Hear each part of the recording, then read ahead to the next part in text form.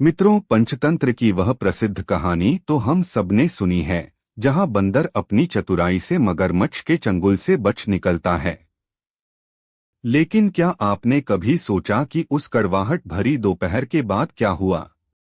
जब मित्रता की नींव हिल गई और विश्वास का घर ढह गया, तब उस जामुन के पेड़ और गहरी नदी के पानी में कौन सी नई हलचल हुई?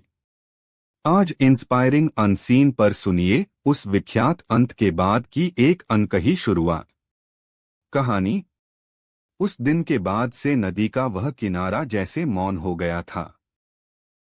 रक्तमुख नाम का वह बंदर अब जामुन के पेड़ की सबसे ऊंची शाखा पर बैठा रहता। उसकी आंखें अब नदी की लहरों में वो पुराना अपनापन नहीं, बल्कि एक गहरा संदेह ढूंढती थीं। दूसरी ओर करालमुख मगरमच्छ अपनी हार और अपनी पत्नी के लालच के बोझ तले दबा हुआ उसी किनारे के चक्कर काटता रहता। नदी के गहरे पानी के भीतर करालमुख की पत्नी अभी भी अपनी जिद पर अड़ी थी। उसने अन्नजल त्याग दिया था। वह अपने पति को धिक्कारते हुए बोली, तुम एक मामूली वानर से हार गए। जिस दिन उस बंदर का दिल मेरे पास होगा, उसी दिन मेरा स्वास्थ्य लौटेगा, अन्यथा यह जल समाधि ही मेरा अंत होगी। मगरमच्छ द्वंद्व में था। एक तरफ सालों की दोस्ती की यादें थीं और दूसरी तरफ गृहकलह और पत्नी का हठ। एक रात जब चंद्रमा की चादर नदी पर बिछी थी, करालमुख फिर से उसी पेड़ के नीचे आया। उसकी आवाज में इस बार कपट नहीं, बल्कि एक गहरी करुणा थी। उसने पुकारा, मित्र रक्तमुख, क्या तुम मुझे एक अंतिम बार सुनोगे? मैं यहाँ तुम्हें मारने नहीं, अपनी भूल का प्रायश्चित करने आया हूँ। रक्तमुख ने ऊपर से ही उत्तर दिया, विश्वास एक टूटे हुए दर्पण की तरह है करालमुख। उसमें अब जरा साफ नहीं दिखता। तुम फिर से वही छल दोहराने आए हो। मगरमच्छ की आंखों से आंसू बह निकले।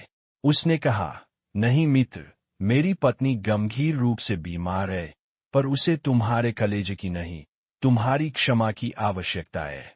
वह अपने किए पर लज्जित है और बिना तुम्हारी माफी के वह अपने प्राण त्याग रही है। क्या एक मित्र की पत्नी को तुम मरते देखोगे? बंदर चतुर था, पर उसका हृदय कोमल था। उसने सोचा कि क्या कोई इतना गिर सकता है कि मौत का झूठ बोले। उसने एक युक्ति निकाली। उसने कहा, ठीक है, मैं जलता हूँ, पर इस बार मैं तुम्हारी पीठ पर नहीं बैठूंगा।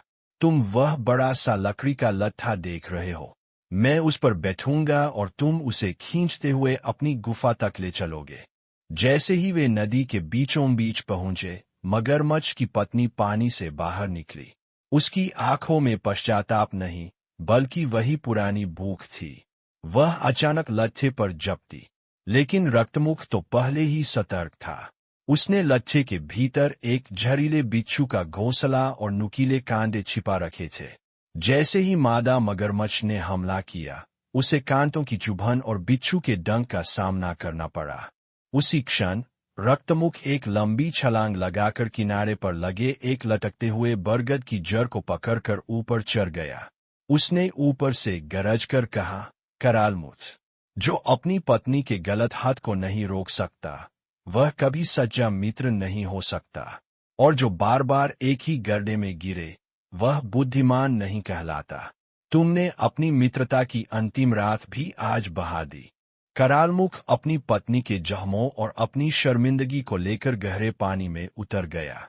बंदर ने समझ लिया था कि कुछ घाव कभी नहीं भरते और कुछ रिश्तों का अंत ही उनकी सबसे बड़ी सीख होती है।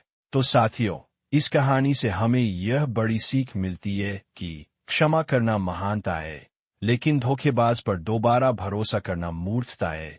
जो व्यक्ति अपनों के गलत कामों में उनका साथ देता है, वह अंततः अपना सब कुछ खो देता है।